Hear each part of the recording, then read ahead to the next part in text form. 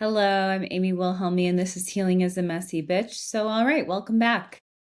Today we're talking about something that is extremely important, but also something that sometimes gets a little procedural, and that is informed consent. Now, I know the phrase informed consent might sound something like boring paperwork, like the forms that you sign at the beginning of treatment where someone says, please initial here and here and here and here. But when we start talking about therapies that involve altered states of consciousness, informed consent becomes a really big deal. And today we're specifically going to talk about this in the context of ketamine-assisted psychotherapy, often called KAP. So let's start with the basics. Why does this matter? Informed consent is a core ethical principle in healthcare.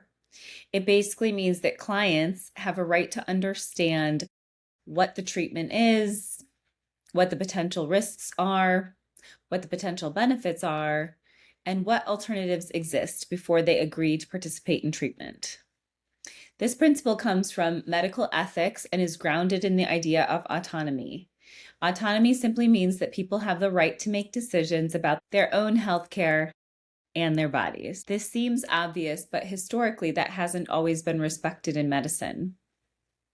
So informed consent developed as a way to protect patients and ensure transparency. Now, when we're talking about traditional talk therapy, informed consent is usually fairly straightforward. You explain the therapy model, you explain confidentiality, you talk about goals and expectations.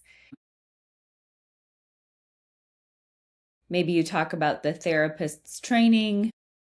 But when therapy involves altered states of consciousness, things become a little bit more complex because altered states can affect perception, memory, and emotional experience, which means that clients might encounter psychological material that feels very intense.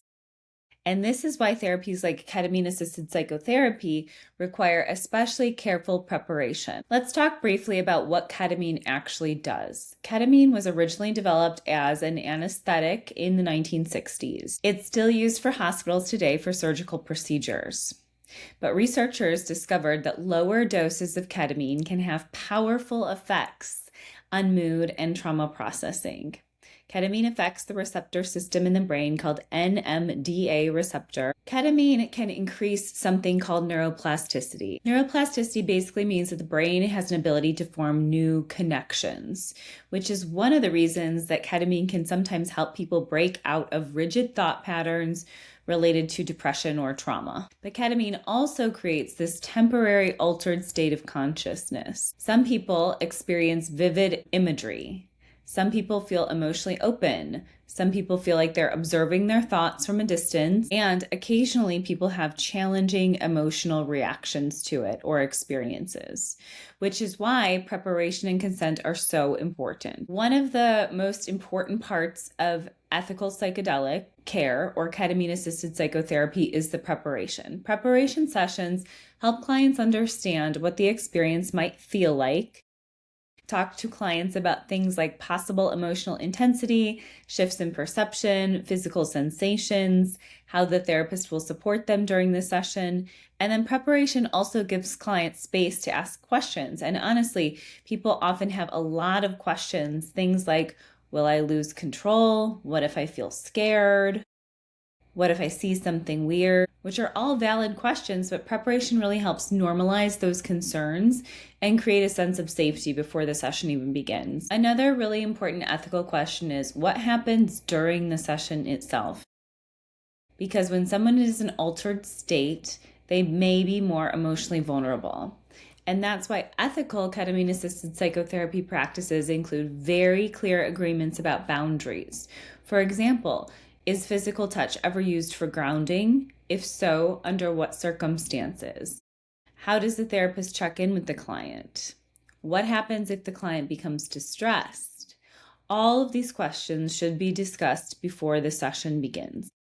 That way, clients know exactly what to expect and they maintain a sense of autonomy. So here's something interesting. In psychedelic-informed therapy, the most important therapeutic work often happens after the altered state session. This process is called integration. Integration sessions involve reflecting on what came up during the experience, processing things with the client. The client might explore emotions, memories, insights, imagery, and then the therapist helps them translate those experiences into meaningful changes. Integration also provides an opportunity for clients to evaluate the process. They can decide whether they want to continue. Maybe they want to adjust. Maybe they want to adjust the medication. Maybe they want to stop altogether, which means that consent is not just a one-time event. It's an ongoing conversation. There's another important layer here. Many people seeking therapies like ketamine-assisted therapy have trauma histories, and trauma can disrupt a person's sense of safety and control.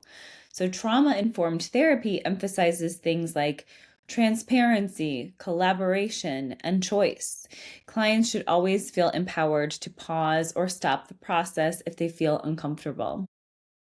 Restoring a sense of agency is actually part of the healing process. Another major ethical consideration is the therapist training. Ketamine-assisted psychotherapy is not just about administering the medication. It involves psychological preparation, managing emotional experiences, post-session integration, which means that therapists really need specialized training. Ethical practice requires clinicians to understand both the psychological and the physiological aspects of these treatments, because altered states can be very powerful. And powerful experiences require responsible guidance. As psychedelic treatments become more common, the field is developing new ethical guidelines. These guidelines will emphasize informed consent, client autonomy, cultural humility, professional competence, and the goal is to ensure that these powerful therapies are used responsibly. Innovation in mental health care is very exciting, but innovation must always be paired with ethics. If there's one thing I would like people to take away from this conversation, it's this. Informed consent is not just a piece of paperwork, it's a relationship. It's an ongoing dialogue between the therapist and the client, built on trust and transparency. And when that dialogue is strong, therapies like ketamine-assisted psychotherapy can become powerful tools for healing. But the foundation always has to be safety, autonomy, and respect. Next time, we're going to zoom out a little and talk about something broader. We're going to look at how culture shapes healing, because the ways we understand trauma, relationships, and recovery are deeply influenced by our cultural backgrounds.